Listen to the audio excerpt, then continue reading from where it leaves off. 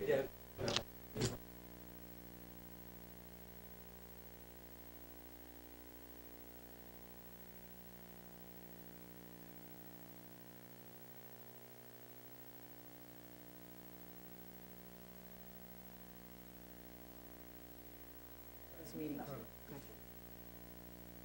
Thank you.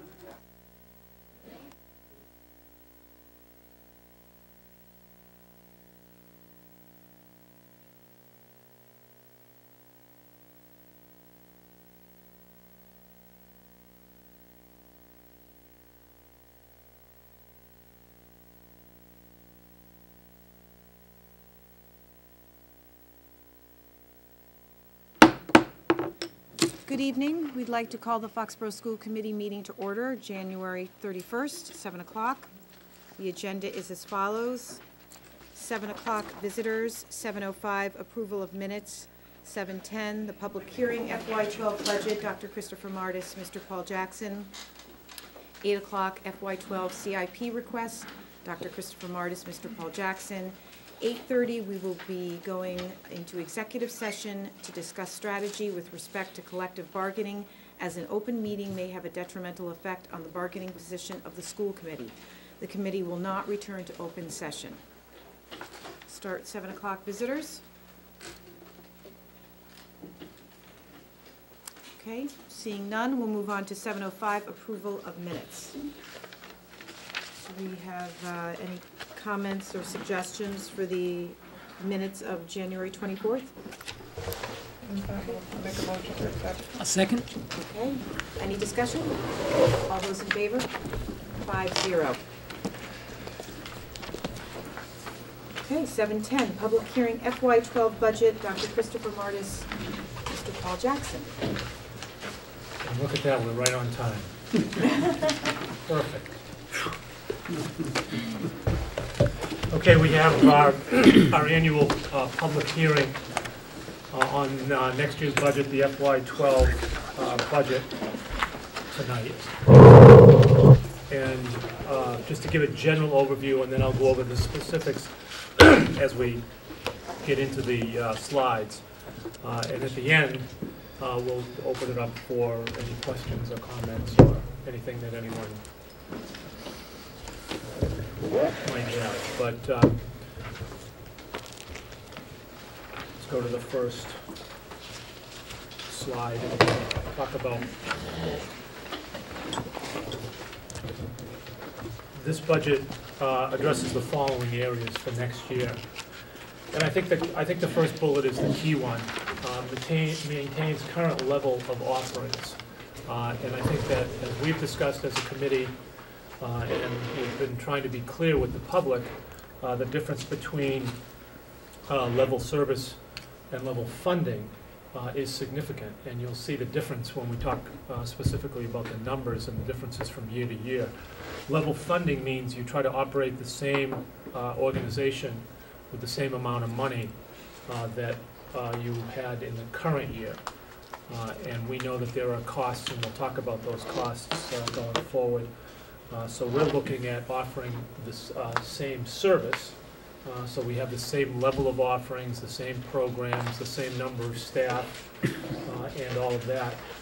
And that's the goal. That's what we're trying to get to, and we know that this is a very challenging time to try to do that. So maintains current level of offerings, continues the curriculum review process. In fact, at next week's meeting, we have on the agenda the art department will be offering their curriculum review. So I think that Debbie Spinelli and her team have done a terrific job of continuing to make sure that our curriculum is up to date, that is analyzed against state standards and national standards, current thinking, and all of that. So we're pleased about that. Maintains reasonable class sizes. We have a couple of areas that as we move through this budget that we'll talk about, but our class sizes across the board are very good. They're very, very good when compared to some of our neighboring communities, but they are they're reasonable at this time, although we still are watching those closely. This continues to fund any special education requirements that we know about, and I stress that because this area can be somewhat volatile. depending on placements and people moving in, etc. Maintain supplies and materials. Now, this may be a debatable point, but I think you heard from principals and our directors. We've level funded this account, and one might say that I think Mike O'Leary gave a good example of trash bags being oil-based, and we see what's happening now in the Middle East, and we certainly would be concerned about that, but feels that he has adequate funds to maintain that current level of supplies and materials. Principals, I think, feel fairly confident about that as well. So this budget addresses those areas. The budget process, just to review again, we had requests presented by school and program areas. The committee, over the last 2 meetings, after we opened the budget process up publicly in December, we had our first two meetings in January with principals and many of our program directors being able to talk specifically about needs at the school and program level. And so we had, I think, good question and answer sessions with those people, and I think that was a good process point, so that people have a good feeling that there was a lot of inclusion in this process. At this point in time, and we we budget this into our process, we're always looking to find out if we have anyone that is thinking about retirement. We've had 2 teachers, one special education teacher and one elementary teacher have expressed an interest in retiring, and so we built the salary differential into the budget. Right now we have no projected resignations, and that's an account that changes, and that's why when we get to the end and we ask you to vote a certain number, we know that number can change over the next couple of months as we learn more about just our staffing trends. As we always have here, grant salaries and expenses are included as offsets, and so we have a slide just on the offsets, and that's changed a little bit. So the overall budget request that we have is $27,530,044, and that's an increase of $577,351. Or, excuse me, it's up 2.14%. Now that, as I mentioned at the last meeting, that's, we made the reduction that we said we would make at the last meeting. We took the $19,000 for the New England schools and colleges accreditation process because we felt that was a one-time only cost, hopefully one time each 10 years. And so we're going to fund that in a revolving account. I think we said building rental. Yes. So we feel confident that we can fund that in building rental as a one-time cost. So that brought our 2.21% number down to 2.14. And then our next slide has comparisons from starting with the FY04 appropriation through 05, and the percent changes and the differences as we've gone through the whole budget process, right down to FY11 and FY12. So we made that updated change from our first presentation in December to reflect what I just mentioned in terms of dollars and percentages.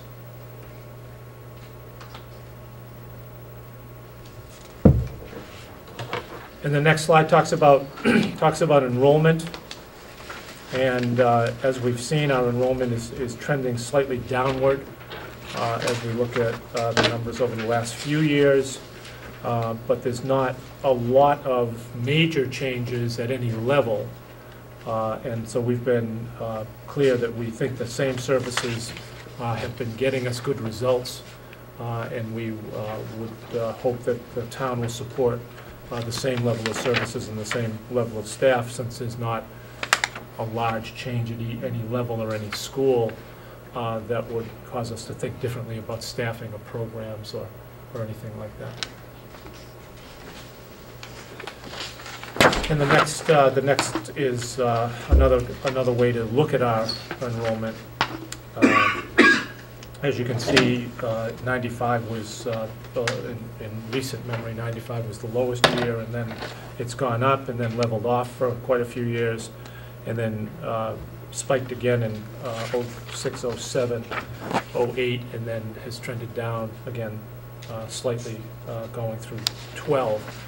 And I think I mentioned before, one of the things that we're still looking at in terms of what kind of trend it is, you know, when we look at kindergarten enrollment, our birth rate is down, which is usually the first key indicator that your enrollment is going to be down, and that would trend all the way through. But it's not happening in terms of enrollment.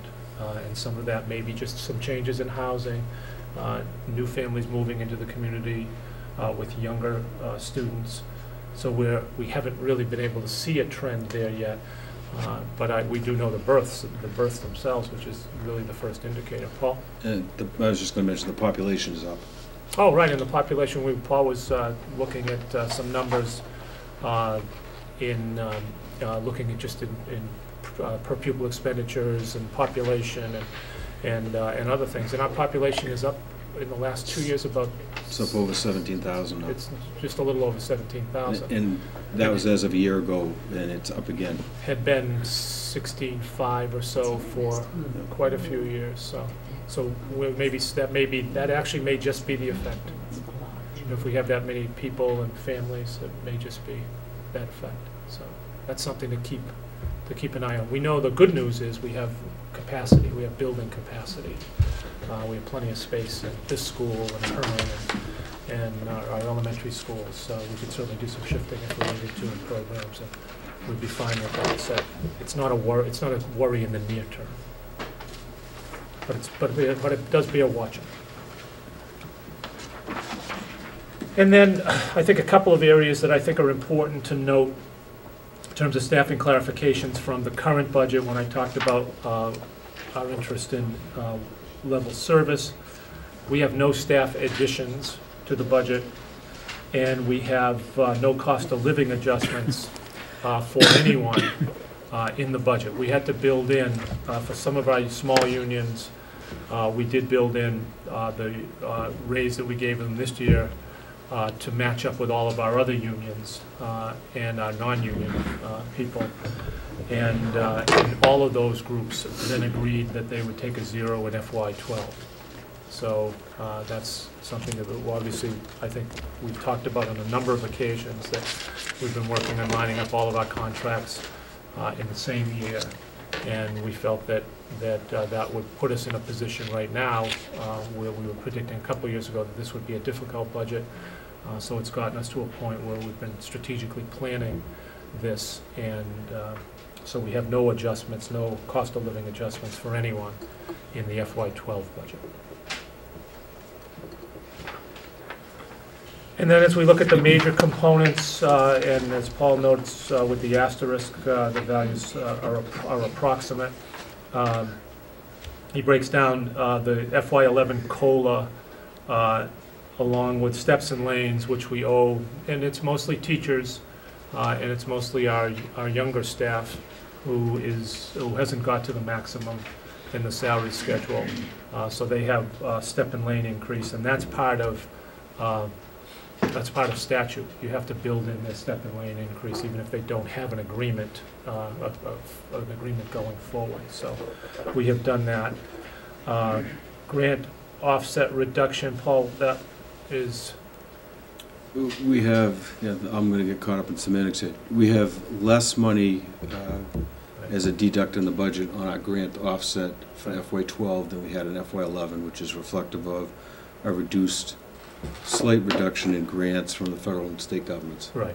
And we don't have our final numbers. These are projections that we're using from what we're hearing from both the state and the federal government. General salary offset reduction. That's the difference. We plan each year, just with staff turnover, to be able to reduce the salary budget by a certain amount. Because we have minimal turnover right now, we usually build in anywhere between 125 and 200,000, and we've been able to hit those targets the last few years. So we felt prudent to build in the 125,000 and not the 200,000. So that's the $75,000 difference in those two. And as I said earlier, we may know some changes in the next month or two before we have our final budget going to town meeting. So that's an area that we certainly want to consider, but that's something that we've reduced. And in this size district, $125,000 offset in every given year is actually pretty healthy. We've done a very good job with recruiting and all of that. So that's always volatile to build that into the budget. Many districts don't build it in, and then they figure out what happens at the end, and that's often why people run surplus at the end of a budget. So I hope it explains how tight this is. Expenses, so the other side, the expenses in terms of the major components, we think that both, and you heard the report from Arlene Grubert, our Director of Special Education. Our special education therapies are down in terms of cost, and so are our evaluations. That's good news. Our special ed transportation is up, and our special education tuitions are up. And that part of that that I mentioned before, that I think this also bears watching, and I didn't see anything in the governor's budget about this. Some of you may remember last year, the governor put in legislation to freeze tuitions at the private schools. That I haven't seen that in the budget. We'll certainly check with the legislature and some of the legislative leadership to see if that's there again. So Paul, you built in a 4%, yes. 4% increase, which is prudent. They were frozen this past year, and they certainly have cost as we do. So that's something that I think we need to bear watching, but that's an addition. So it's not necessarily new placements, new students, or anything like that. It's just that the account needed to be adjusted so that we would make sure that we had enough money in that account.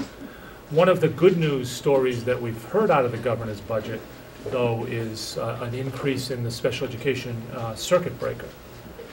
We don't know exactly what that's going to look like yet, but that could be very good news. If some of you may recall, initially it was supposed to be funded at 75%, roughly beyond about $35,000 or $36,000 that the district would pay.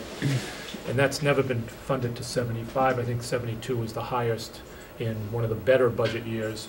Now it's down to 42%. And some of the numbers that I've read, Paul, you probably have read more detail from the business. 60 or 62%. 60 to 62%. So if it went from 42 to 60 or 62%, that would certainly be helpful. But that bears watching. That's a piece that bears watching. Right now, we have budgeted it. We have budgeted that at the 42% that we're currently receiving. Transportation, fuel. This is one that when we put the budget together a month ago, we felt pretty confident about. That I think this one bears watching in the other direction, because I think we need to be careful about this, just with what's going on in the Middle East, and just heard on the news that oil per barrel is up to $92 a barrel. So we need to keep an eye on this one. Heat. This is a good news story, partly with the work that Mike O'Leary and Paul Jackson have done, working with our energy suppliers and this building. And again, we can't thank the taxpayers enough for the support of this building. And so when we finish the roof, which is almost finished, but when we finish all of the HVAC and all of the window replacement, that will we should bear some good news in that. Plus the retrofitting that's been going on across the system, just in terms of use of lights, turning lights out, automatically turning lights out, having them come on when you walk into a room. We've done a lot of that. Paul and Mike have led that effort to do a lot of that around the district over the last summer. So that I think is good news, and we'll continue to watch that. General utilities, again, worried about electricity and some. I've got a typo on that. It should be a minus 13,000, not a plus 13,000. Okay. So I apologize. So that is it's a minus. It's a minus 13. It's even better. That's Yeah, and Mike and I would like to make take more mistakes credit like that. for the heat and utilities, but Kevin Pecos went to market and actually elicited a longer bid on our natural gas and dropped the price, and then extended the bid on the electricity and received a blended rate, which actually saved us some money out of the gate. So we'll be level funded now for 4 to 5 years, I believe, in both heat and electricity, so we won't have to worry about an increase. But it allowed us to take a reduction. That was a big piece of the reduction. Well, we can thank Kevin next week, and this week we can thank you. All right. That works. Outside resources used as budget offsets, and the comparisons here, I think are important. Revolving fund, we're using more in the revolving fund because we're seeing somewhat less in grants. And at this point in time, because we don't know what's going to happen with the circuit breaker, we are seeing less in the circuit breaker. So I think it's important to keep an eye on that. That actually may help us.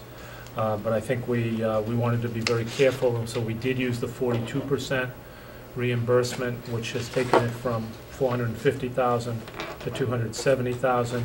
Grants, pretty close in terms of grants.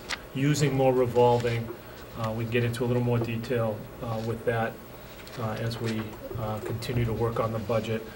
And that's something that, we're fortunate we have some still have revolving funds, but we need to be prudent about how much we use each year. So that one is up a little bit. So, and that's the difference between the offset resources and one of the previous slides that has this is not quite what we were offsetting in the current FY11 school year. And then, based on discussion from the last time we showed this slide. Thank you so much for the color. C is in color. Thank you. And the book has it in color. So we can actually figure out which accounts we're talking about. So as we can see, the largest core of our operation, which is the same, I think, in most school districts, is in the instruction area, followed by special education, plant operations, and then the others are fairly close. So I think it gives us, just a general overview of how we spend this budget. And this has really been consistent over the last few years. It's been very consistent. So I think that's something that we need to continue to watch, but it's been very consistent.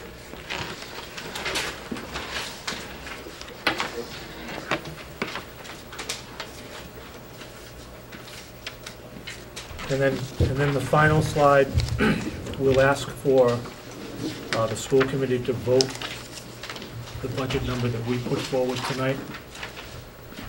And then we have a meeting with the advisory committee on Wednesday at 7:30. And we'll make a presentation to the advisory committee. Similar presentation to tonight, along with, we get into some other detail that you already know about that the advisory committee doesn't always know about, so we get into some detail. Debbie has a presentation.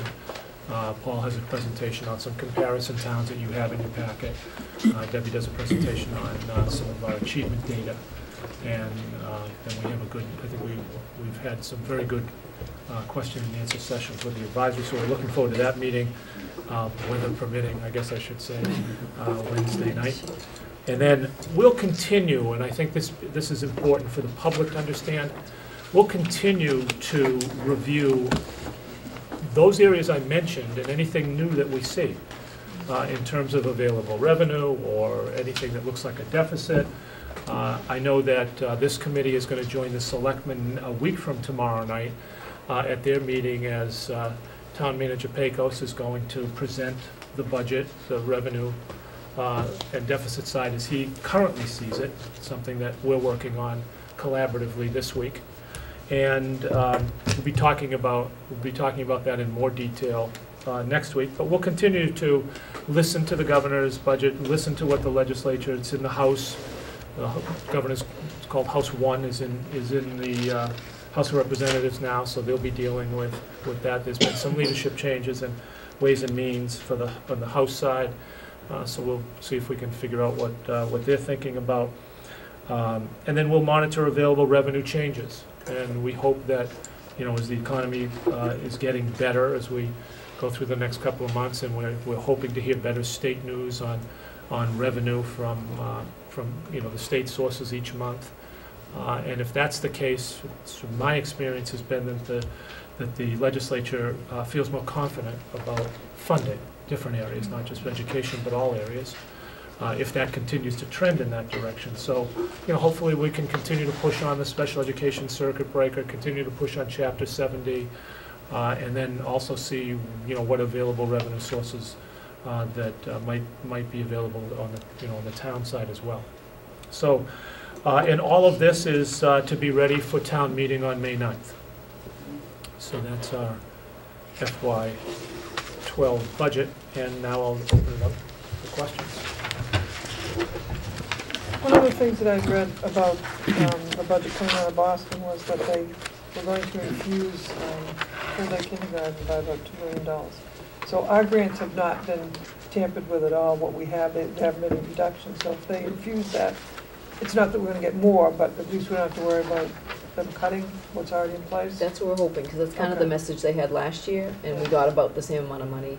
We get a little bit more than last year, like a couple thousand, only because not everybody in the state, believe it or not, use their money. Yeah. Because some towns are having to eliminate full-day kindergarten because they can't afford it. You can't afford to even offset the other parts of it. So what they did was Now, is that because they redistribute. didn't have grants in place to begin with? No, So these they're were cutting people back? that previously had the grant, that, because some of the other Yeah. expenses are either tuitions or the school side expenses. So there actually was some monies that were not distributed to previous grantees, so they redistributed it to the rest of us. So we each got a couple thousand more, maybe 3. Yeah, some districts will see we don't see an operating expense for full-day kindergarten in our budget because Because we offset. we've used the state grant and tuition to offset that. But other districts They don't. have gone full day, have had it for a longer period of time, and are now questioning with other reductions that they need to make, looking across the board and figuring out whether they can continue to afford that. So, and So to the- Debbie's point, some people, if they're not Okay. going to have it, you cannot access the grant for anything else other than that. That's So- right. Okay. so And that- then we had added, if you remember, we started with, the year before, we'd had 6 full-day classes. This year, we're up to 7, so we have more demand for it, which is great. So that 7th class, previously, you're only funded to the previous amount, the original amount, number of classes. So because Oh, we so had a even 7th, if we you- had one waiting in the Okay. wings, that when we submit the grant, we say we have one more, not unfunded. If you have money, we'd like money for that 7th class, even if it's not funded fully, which it wasn't. So that's why we got the little extra money. Because we are increasing our enrollment in full day, while others may be decreasing. Yeah, so that is and that's something, again, that, as we Extraordinary. talk about enrollment, that's something that we need to look closely at. We just had our first registration period that, we had one canceled, but I think we had it We did, yeah. last week. So we need to look at those numbers. That will be part of that process as we continue to evaluate the budget. We didn't build in that 7th class into the budget. We built in what we've had, which is 2 full-day classes at each school. We added a 3rd at IGO because of enrollment and interest. Okay. And fortunately, as Debbie said, the grant picked up some of it, but tuition does pick up. We adjust the tuition each year based on just our going forward costs. So it's still reasonable, Yes. still a little under the state average, if I Yeah, recall. and certainly very competitive for this region. Very competitive for this region. In fact, and it's under, very- it's and what under I- what others are It charging. is, yeah. Oh, and yes. And under what, people have, by and large, love the program because it also is very different in terms of cost from daycare. Yeah. It's a huge savings for them. People are, very pleased. Plus, because of the grant, we have a sliding scale, so we look at income levels, and we're able to adjust with that as well. That's great. Yeah, so it has been a very positive program.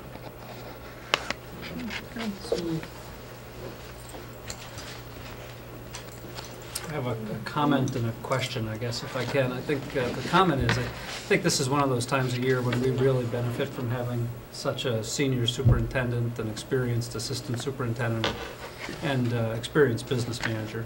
And I know the community feels comfortable, as do we as a committee, that we benefit times like now from all of your collective experience. So thank you for that. And it makes it easy for us as a committee because I don't feel as though we have to challenge or look too deeply at the puts and takes, because I know you guys do that extensively. So we're very fortunate, I think, and that I think probably goes without saying, but I want to just recognize that as we go through this process.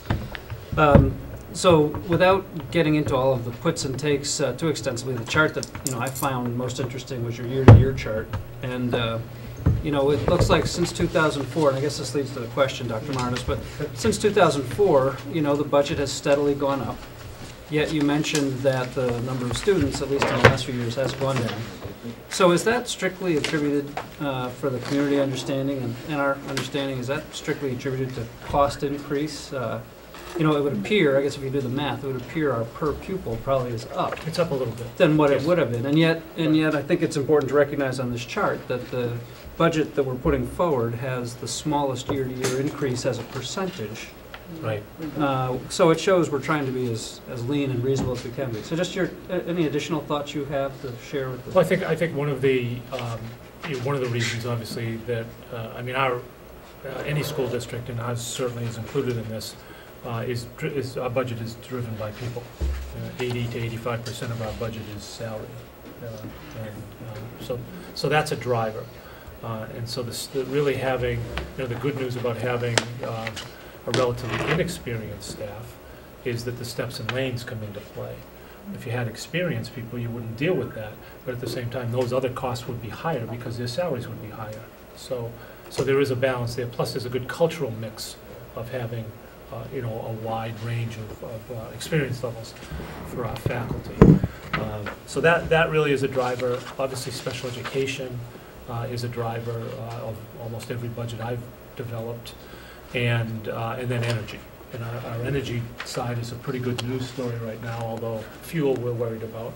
But it's just timed out well from Paul, and again, our relationship with the town, working on trying to save this building and really getting the energy savings from this building, working with National Grid and others to retrofit lighting and all of that has been something that, again, I think is progressive, because people are looking all the time to see if there are any savings in it.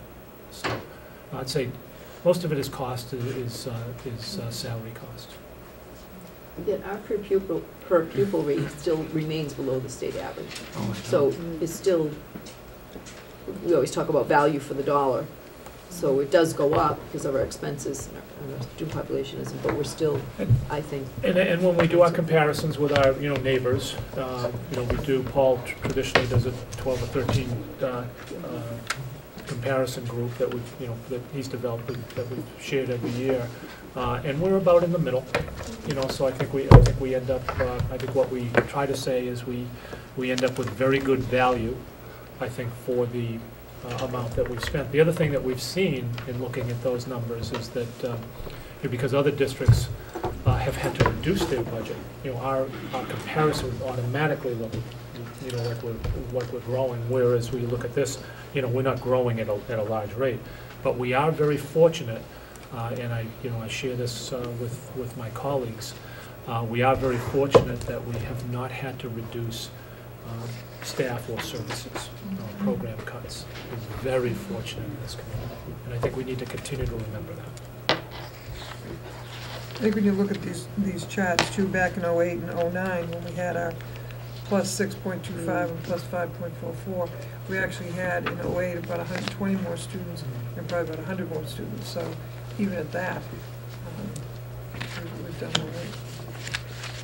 Unfortunately, it's going to grow. But 2% on what it is now compared to 6% on what it was before, it makes a big difference. Right. Nothing's cheap. I continue to feel very comfortable that the bumper sticker, when we make it for our school system, should say something to the effect of best value in the region. Bang for your buck. Best, between the prudent management, what we offer, no fees right now for some of the programs. The presentation we had last week from Mr. Theodos about what we're adding to English 12, for example, I mean. At no cost, and no additional cost. No additional cost, right? It's One of our biggest selling points should be what we offer and that we don't have user fees, because That's huge, Bruce. When you look at the surrounding towns and how many children might not be able to engage in some of the extracurriculars or the sports programs because they just don't have the money. If we ever got to that point, I'm sure we would make some adjustments for anybody who couldn't afford this, but for other cities and towns, that's huge. You know, on top of what they're already paying in real estate taxes, they're having to pay more and more. So this is the place to That be. extends to buses as Oh, well. A lot of absolutely. Yeah, communities busing. charge for Absolutely. bus fees, so. Yeah. We're in a very good We are. place. Anybody else on the committee that would like to make any other comments? Just want to echo what Bruce and Martha have already said. I think this is a very reasonable, and I mean, it's clear that there's been a lot of detail to this, careful examination, and I think what's nice is that this has been an ongoing process, and I think that's why there aren't really surprises. I mean, we talk about all of this during the course of the year, and the things that we're doing to keep the budget so well controlled and maintained. So, if no one else has anything else to say on the committee, I'd like to open it up to the public. If anyone in the audience would like to make any comments or questions. Saving their questions for Wednesday, I can tell. Oh, the three of They're you writing guys? notes. The three of you guys? You're gonna give us a heads up? This is called divide and conquer. Over here, over there. I think it's important that we continue to stress that our budgets are student-driven. It's what we need for our Exactly. students, and I think we've held true to that time and time again, and I think it shows. I agree, Martha. I think that is very, very important, and we are willing to cooperate. This is not etched in stone. As you say, it's student-driven. We know the value we have. Everything's watched very carefully, but we're not going to stop there. The number could go down, Right. and we're gonna manage accordingly. Yeah, that's a good point, Kate. We know and are poised, we've actually already had some internal administrative discussions about this, that if the town can't support this number, we'll come back to you probably February into March with some proposed reductions, a menu across the board, and we've had the discussion over the years. We always have that ready.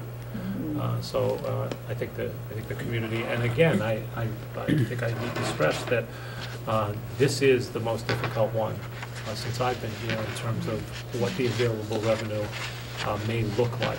I think there's some hope, and I'm cautiously optimistic we can get to what we need to get to, but it's not going to be easy.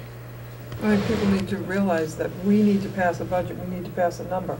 We can lower it, we can't raise it. Right. So if we pass this the way it is, and we're telling people this is what we need. Right. And then what they can come up with might be something different than what the state comes up with. Right. But maybe we will be pleasantly surprised. It could be. No, there's Especially if we there's get a some- break with I the think- circuit. I think the governor's Yeah. budget, is a good example.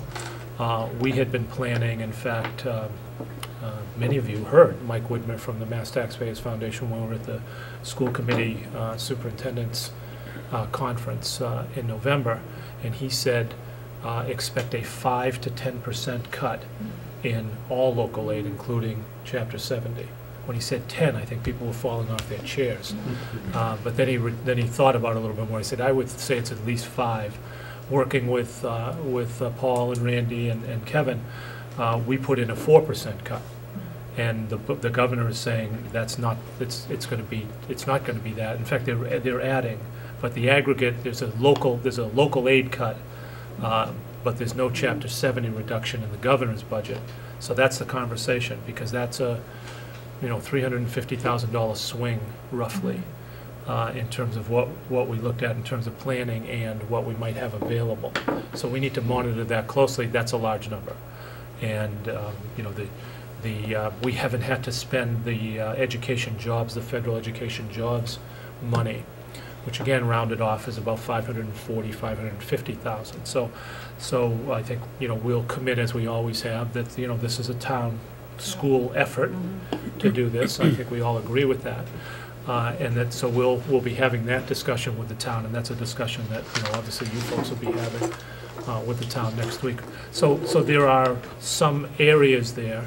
Some of you may have read another area that I think is important, that the governor is pushing, and I now sense more cooperation in both the House and the Senate, is the opportunity for municipalities to go to the bargaining table around health insurance, but not to have a veto vote from the unions in order not to be able to do anything, but to bargain in good faith over a period of time, and then to be able to mirror the state program, the Group Insurance Commission plan, which is the people call the GIC.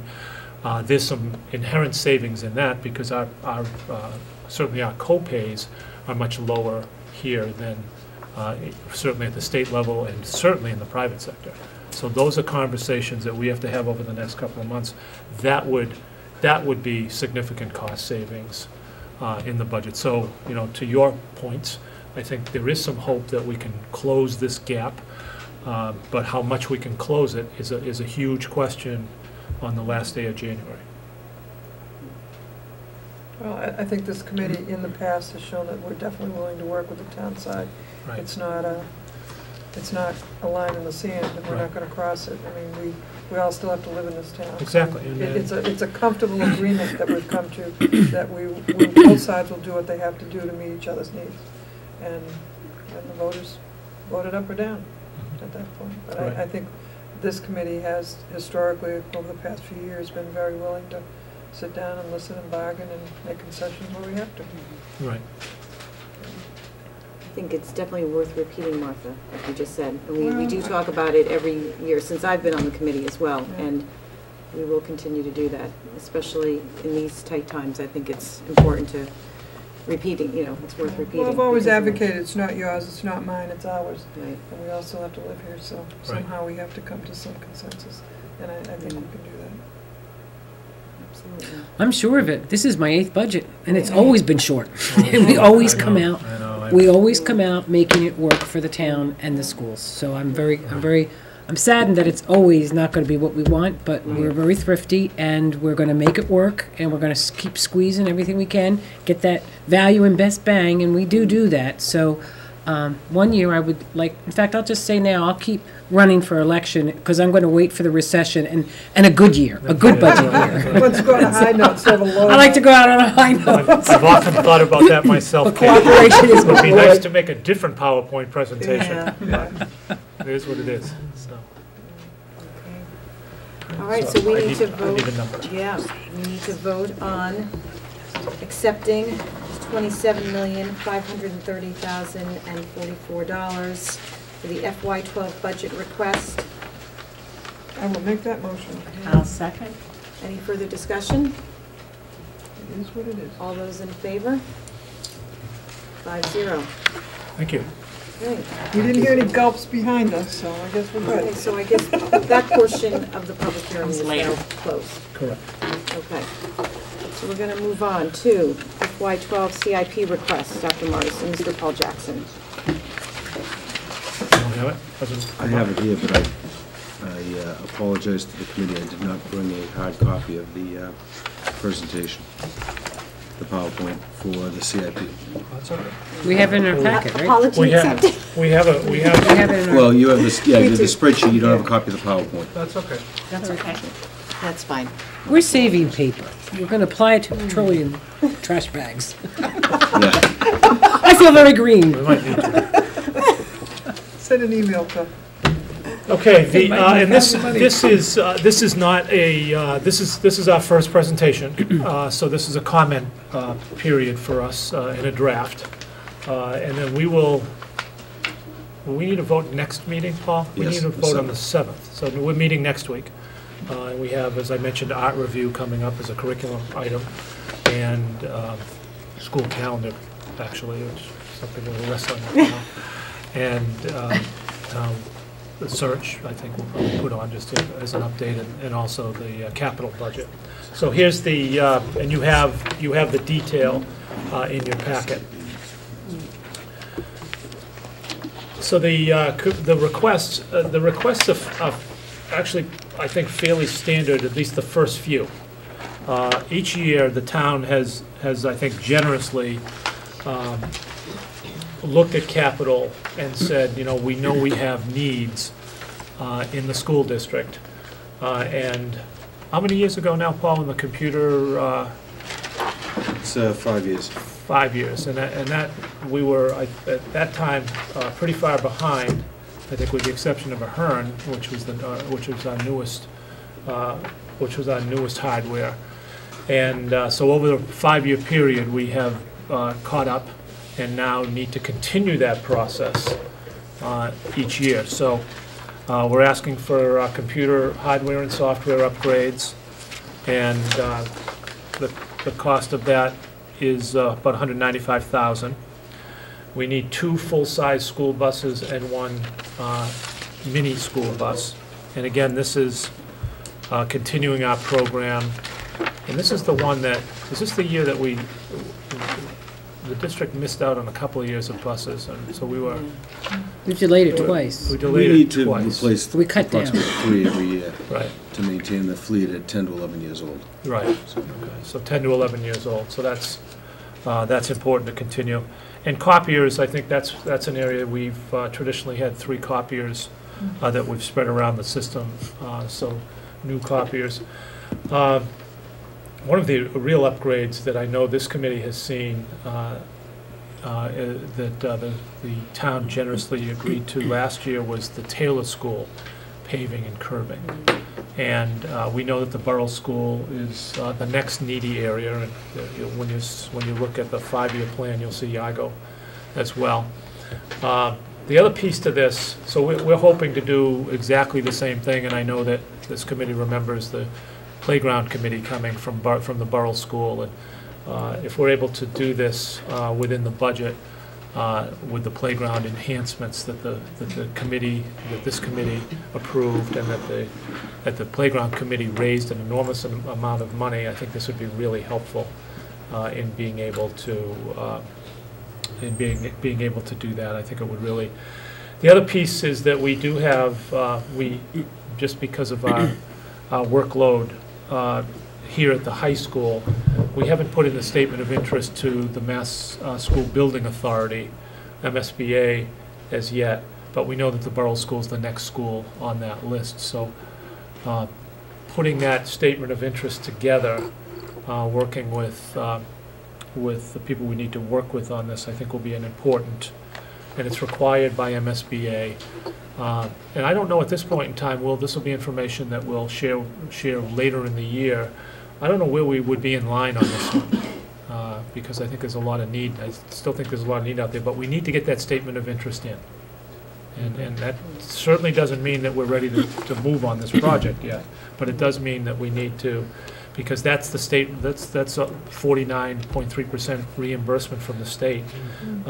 So when you see some of these costs in like FY14, when you see your list for FY14, this would just be the cost that the town would have to come up with if we didn't collaborate with the state on this effort. So I think we need to put the statement of interest in. And then the high school paving and curbing, this is one that we held off last year. This is also one that we're having conversations with the building committee, but we thought we needed to put this in as a placeholder in case something happens with the building, with the program here. We're not anticipating anything, and I think we're going to have a good news story about this whole building in terms of cost at the end when all is said and done. But we still, I think, need to make sure we express this to the town, because it is a capital project. But we're hoping that the building committee, when they get to the end and they see what they've spent and hopefully what they've saved, will say that we really need to finish, as the public know, I know the committee knows, the public may know, 3 years ago, we went up to, right up the driveway, about right to the driveway. The split. And then so the project last year is, I think, an important clarification. When we were talking about this, we were talking about just doing the front area, that small parking lot in the middle, and then all of the curbing around the front of the building. And now we're saying, well, at some point in time, we're going to have to do the 2 big parking lots, one on the baseball field side, one on the auditorium side, and certainly around the building, which is really what we've done with Taylor and what we're planning to do with the Borough School. So we decided to put it all in and hope that we have enough funding to be able to do that. So that's the projects for going forward. And this just, goes through the, each one in more detail. Again, we've been very fortunate that the town has included the computer and software upgrades, and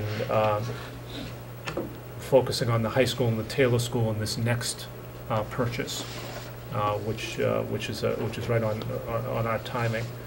Existing technology will be 5 to 6 years old at the time of the replacement, so we really need to look at both the high school and the Taylor School since we finished the year. And the school. Could you just reinforce that point, Dr. Martes? Because we've had to, we put it in, so we maintain the 6-year cycle. We haven't always been able to successfully do that. In fact, we had to hold or cut back.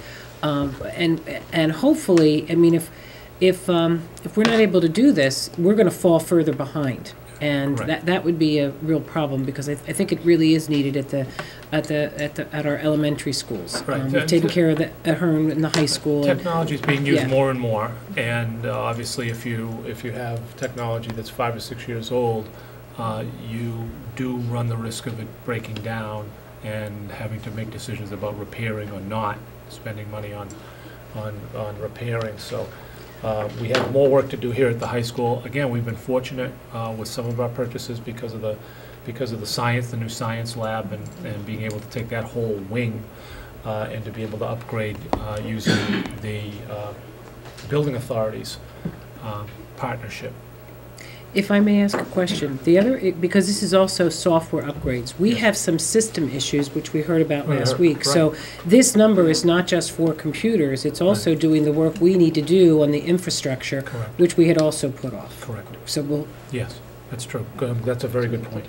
Very good point. but it's not in the wording, so I don't want our advisory people to think we're not serious about our So software. that's- And then the school buses, currently have 15 full-size and 4 minibuses. And 2 of the wheelchair buses are used on a daily basis. We want to replace 2 of the full-size, 1 minibus. Cost is $82,000 for each of the full-size, $56,000 for the minibus. And that was a point I made earlier, Paul, I knew you had it in the slide. The two full-size buses were purchased in 2001 and 2002. And the minibus was purchased in 2002. And we use those buses, we trade them in, so. Those new buses are nice too. They're quiet. Right. They're quiet. The drivers say they like that arm that comes out of the front of the bus. Makes it easier to see the children passing back and forth. Yeah, it forces the student to walk out about 6 feet in front of the bus. Yeah, which is nice. I stopped one of the drivers and asked her about it the other day. Yeah, she loved it. It's nice ride. Yeah. Well, I shouldn't say that. I haven't actually ridden it. But It looks like a nice but ride. Well, it puts them We have a field trip for you. The drivers have expressed that to us. Paul actually worked with them, with Dennis Fletcher, worked with them to look at a couple of different styles last spring, before the bid went. The standard style school bus is about $5,000 less than the flat nose that we traditionally had bought. And I think the best part of it is the engine is outside of the compartment, so the drivers are sitting next to the engine, and it does make it a lot quieter inside that bus. And, they've now refined it where the turning radius is about the same. And so we tested them to see if we could take advantage of that $5,000 per bus savings, as well as the mechanics were very, very excited about it, because right now they're basically a contortionist. They have to crawl into the bus, take a cover off, and hang down over the engine compartment. Now they can stand, they just lift the whole nose of the bus off and they stand right there to work on it. And so it's worked out real well. So we're Good. anticipating continuing that with the standard view type school bus.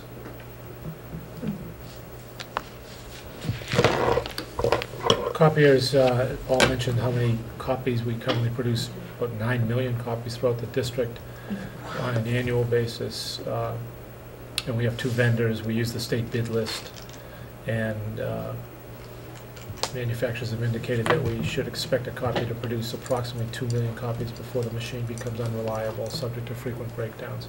So we've been actually doing, I mean, I've been in other districts where, you delay this for a year or two, and boy, you really feel the effects of it, kind of across the school. People, really, needing this for good instruction, and so that's an area that I think we've really stayed ahead on, which has been great. Yeah, we've been very lucky to keep up with it, and we try to keep the copy, and there are a couple of exceptions, but we try to keep the speed of the copy is in the 55 to 70 copy minute range, and we monitor the machines, and if we have a machine that is getting up in terms of click charges, and we have another machine that doesn't get quite the use, then we'll shift them around to even it out, and, which is, we found is a big help also. And we mentioned the borough paving. We've added a little bit from last year's Taylor, just because of, we've felt that we extended that Taylor. We used some revolving money to do that last year at the Taylor School, but we wanted to put the full cost in to go around the building, which was something that we hadn't put in the plan for last year at Taylor, which we ended up doing, and you can really see the difference. And then the Borough School Statement of Interest. Borough School was occupied during 1967. Original tar and gravel roof was replaced in '88. All the other systems are original. It's a really well-built building, and architecturally, I think it's really a nice design. But we're getting to that point like we did when we talked about this building. We need to get to a point where we need to do the replacements, and we'll see some savings in those anyway. So it'll be an exciting next project to get involved in for the town. Chris, do you think the state will look more favorable on cities and towns such as us who've done a good job? But well, we'll continue to be in that repair group, so yeah. we won't be in, we won't, certainly we don't need a new building, and we don't need a complete, dismantling of the Yeah. building. So we'll no, be but in, I'm saying if we can show that we've yeah, no, they've, done I mean, a good job of what we're doing, Right. I would like to think that the state would look more favorable upon a city or town like us who Right. haven't overspent themselves and done the best they could with what they had. Well, I think part of that, Martha, will be when we finish this project. Yeah, that's what I'm saying. And it comes in with the quality Under that we budget. expect, and hopefully under budget. I don't want to say anything yet. But Is there any way we're we in- can actually get them we're to in good shape. physically come out and see what we did? Actually, we had at the time, we had an opportunity for Treasurer Cahill and blanking on her name, Catherine Craven to come out. And we missed a couple of those. They canceled on us last minute. I think some of it had to do with the You would election, think they'd like to come out when it was done. actually. Yeah, no, I think we can. Yeah, I know. and I think we should push I've for known it. Catherine for years, and we can talk to Steve Grossman and see if that. Maybe they should cut the ribbon to the new opening of the Foxboro. Well, I'd like to be the poster child for how to do it right Right. and set a good example across the state. And I know that sounds kind of corny, but I think when you realize the building committee that's in place, the administration, what they've done, Paul and Michael Leary, there's a lot of, and nobody did it because they're looking for a pat on the back, but I think we need to show that we did this the right way, and that hopefully we are going to come in under budget and send a good message that we have credibility for our next project. Making public relations, this is Yeah. what we talk about as a committee. We Right. know the Y does a great job with their press releases, and look what they did with the Wellness Center and how they did a wonderful public relations. They've got all of the representatives here. I think there's a Right. lot of political push because that will move us to the top of the list. Make sure our reps are here the day we cut this ribbon and we walk through this place, that they can go back and say, they really did do a great job in that project, because Right. hopefully it'll hold us in good stead when we go forth with the next one. I believe Craven was out at the Whitman Hanscom. I was there.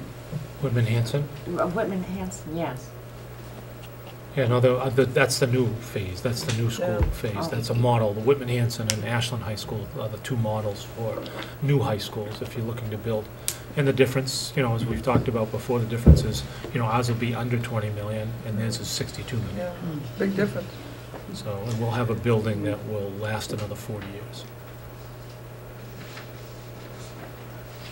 And then we talked about, the doing the whole curbing, paving, and parking lot, that adds on certainly, but I think that particularly if we're able to do it, we'll present it to the capital committee, but they may defer it again to the building committee. I'm not sure the building committee will have made that decision by the time we meet. Our capital budget meeting is Saturday, March 12th. So I'm on the capital committee, and we'll be debating the issues and coming up with a final recommendation list for town meeting. But this really, I think this would really finish off this whole building, and at a time when we could hopefully do it this summer while, we're finishing off all the other things. So our capital, as you see on your note, we still don't have, we keep this as a placeholder. We're collaborating with the town on a new phone system, of voice over internet phone system, which we think at some point in time we'll need to fund. And the fact that we have fiber from building to building allows us to do that. I'm not sure we're ready yet to do that, but we wanted to put it in.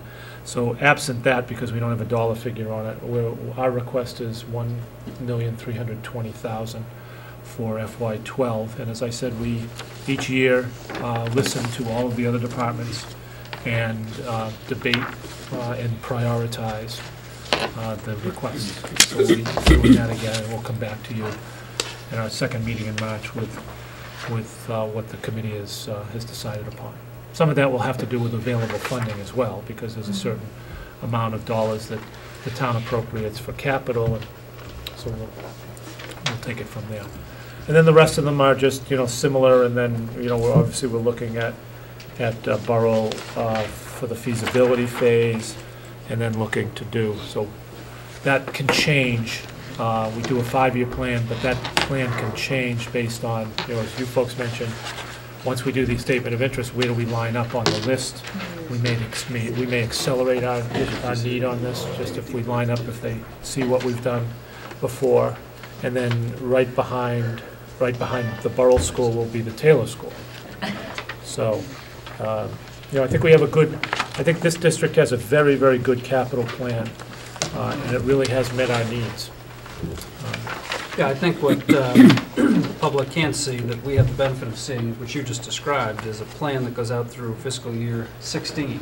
Yes. So for the community to know that you aren't looking at a capital improvement plan just for this year or this year or next year, but actually a well-thought-out, well-balanced plan over the next several years. So just as you were talking, Dr. Martes, just scanning through this, I appreciate the thoughtfulness into trying to balance this out and take it priority by priority. And I'm sure it's subject to change, but it's nice to have a plan.